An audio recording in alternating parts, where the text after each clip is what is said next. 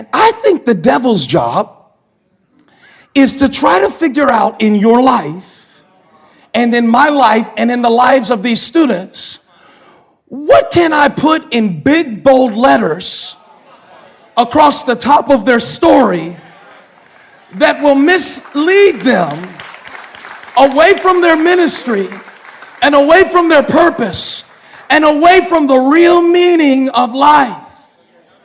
I believe that if you let him, the enemy will sit at the editor's desk of your life. And he'll take the facts of what happens to you and the facts of what you've been through and the facts. And what he'll do, he's really good at it too. He'll suggest all of this in your mind, by the way. You're not looking for a guy with a pitchfork. You're looking for a guy that looks an awful lot and sounds an awful lot like you. This is how he does it. He gets inside because they're both running the same organization, you understand? It's your brain and then it's the enemy. And so the enemy, if you let him, he'll take everything that happened to you. And he won't necessarily tell you stuff that didn't happen. He'll arrange it in such a way to get you to click through. And he'll hit you with such a thought that seems so conclusive. He'll hit you with such a thought that is so gripping. See, that's what he's trying to do. That's what they're trying to do on the bottom of CNN, the bottom of Fox News, and the top of whatever paper that you want to read above the fold. What is the thing we can say at the top that will keep them from reading on to find out the real story? That will cause them to click through. What can I tell them? Maybe I can tell them that because they were abused, they're worthless. Maybe I can tell them that because they struggle in this one subject, that they're learning disabled. Yeah, that's what I'll tell them. I'll put a headline over their life when they're young. It'll say, Tina has a learning disability. And so when Tina thinks of herself, she'll think of herself in terms of one limitation in one area, but I won't let her see that it's just one area and that she's really got gifts in other areas that can shine if she can stick with it and if she can focus on what she's good at. But I don't want her to see that. I want her to read the rest of my story instead of knowing the real story. Maybe if I convince, what's your name? Zion. If I convince Zion, that's too biblical of a name. What's your name? Huh? Micah. My God, what we got up here? The disciples? Freaking all the prophets. Where's Jeremiah? Who has a normal name? Lauren. Maybe if I convince Lauren that nobody loves her, there will in fact be a lot of people in her life who love her.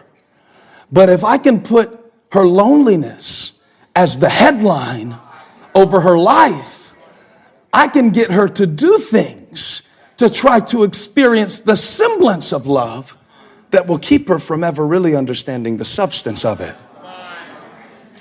I just said a whole lot with just a little. The semblance can keep you from the substance.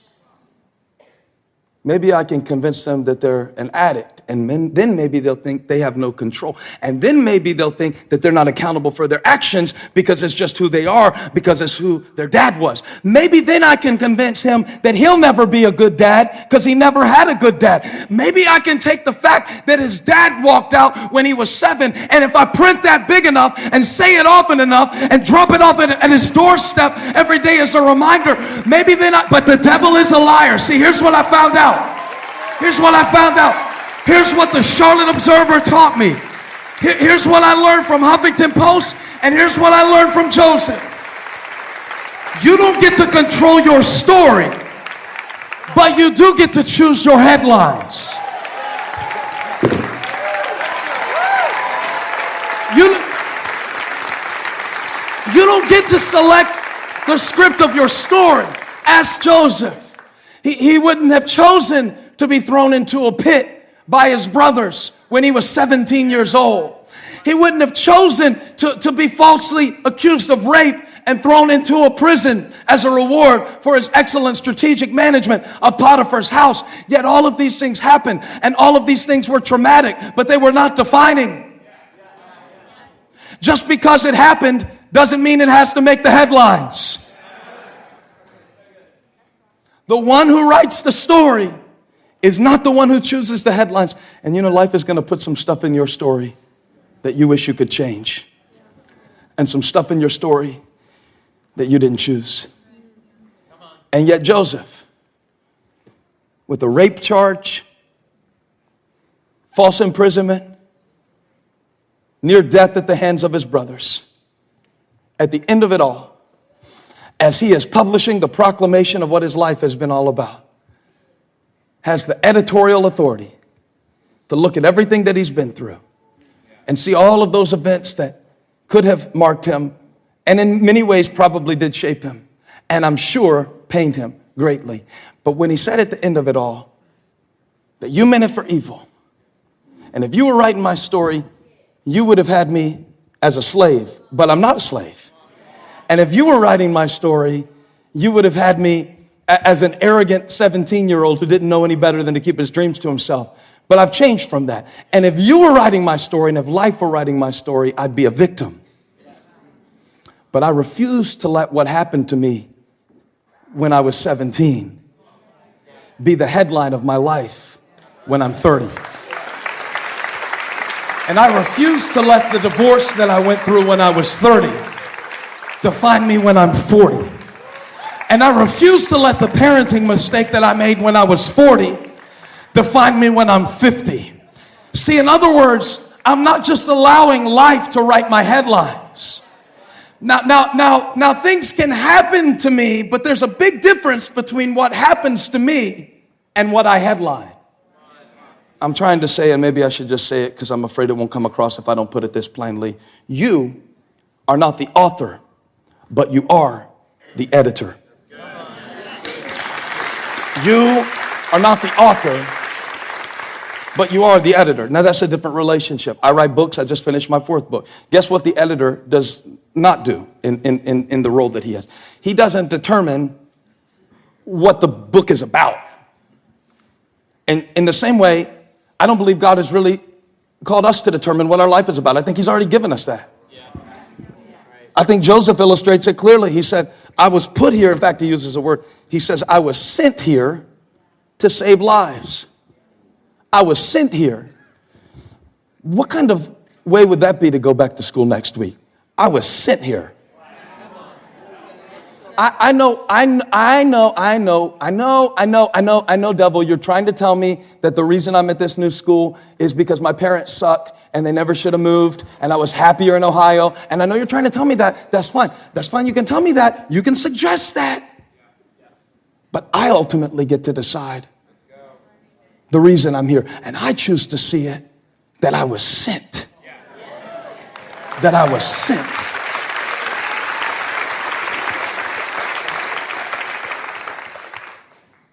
You need a dream to drive your decisions. That's good. You need a dream to drive your decisions. You need a dream to drive you toward your destiny. What you don't need at this point in your life is the details of that dream. Joseph was 17 when he saw a vision that he didn't understand. He saw something that was beyond his maturity to comprehend or really even handle, in that he saw himself surrounded by 11 sheaves of grain bowing down to his sheaf of grain. He was seeing a picture of how one day his brothers would come and bow down before him. Followed up by a second dream, because when God is doing something in your life, he'll reinforce it in various ways. You see a little here, there, a little, and you see a little, and you do it a little bit, and you read this, and you see that, and the pastor will say this, your friend will say that, and your mom will say that, and God will start speaking, and you'll start to feel something, but you won't really know the details. You'll just know that your dream is in development. The second dream he sees some stars, and he sees the stars and the sun and the moon bowing down to him. So this time it's not only his brothers, but his parents that are going to be dependent on him. And he almost sees it in a way that's very ambitious. At the end of his life, when we met him at the beginning of the sermon, where he's speaking to his brothers who hated him so much that instead of leaving him for dead, which would have actually been a kindness, they sold him. They sold him out. Now, I was reading something, and I want to go a little deeper into this. Is this good preaching? Yes. I want to go to this real quick because you get a little more insight into how Joseph refused to let the enemy be his editor. Why in the world would you let your enemy be your editor? Why would you let your doubt and your cynicism and your negativity and your past tell you where you're going? And so Joseph, God, this is good. Joseph is explaining to his brothers the point of view because everybody writes from their point of view, right? I mean, that's one of the things you got to decide if you're writing a story is, what's my point of view? And Joseph is explaining to his brothers his point of view that allowed him to come to this place where he could say, I know that the story should be they sold Joseph out, but that's not what I'm going to call these chapters of my life. It says in Genesis 45, verse 4, then Joseph said to his brothers, come close to me. Now, I would have called them close so I could get my hands around their neck after what they had done to me. But he understands that he is only responsible for his response. You are not responsible for all of the events that occur, only your response to those events. Your parents' divorce was not your fault. The devil is a liar. If he's been telling you that, kick him off the editor's desk and tell him I refuse to see it that way.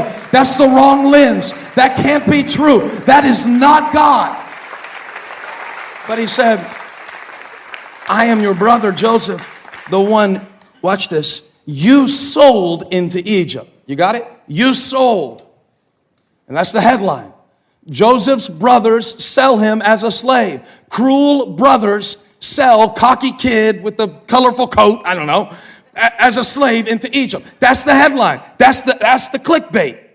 That's how most of us in the room would have written it, by the way, from Joseph's point of view.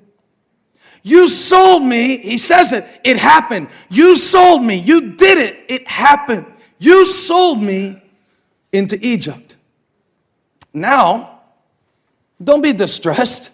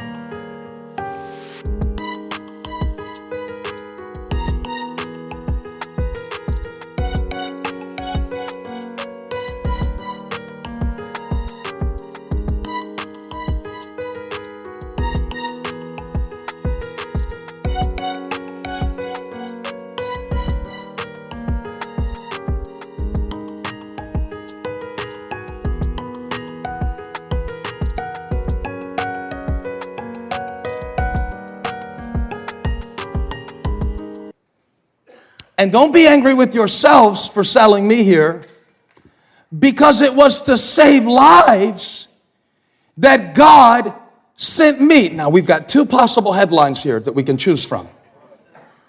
Remember that Bible that your parents used to have? And it was some inductive method study Bible. I went to seminary. I don't even know what that means. But one thing I remember about big old thick Bible, I'm telling you, the Bible was like that. But the Bible was big. It was big print, and I think that's why your parents had it. But can y'all hear me okay? And so this big thick Bible, and it was cool because it had all the same chapters in the Bible. But you know how, like, in this Bible, before each chapter, it has a heading that tells you what that chapter is about? This Bible was cool because it had a blank space where normally the heading would be. And the idea of it was, because it had big old margins where you could write notes in the margins, but my favorite part was that you got to choose your own heading. So let's play a game right now. Let's choose our heading.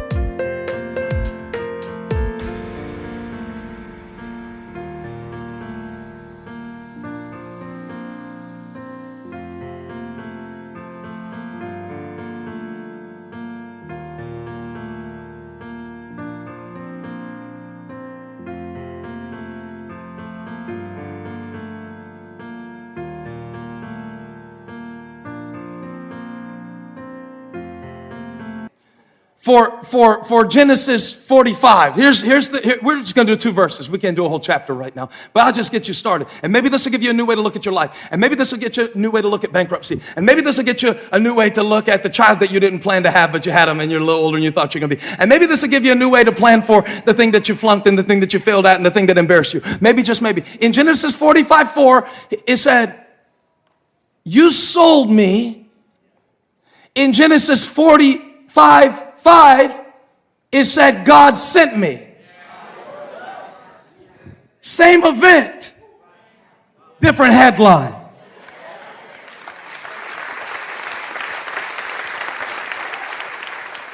And the headline you choose about an event determines whether you stay stuck in what happened or if you move forward to where you're headed.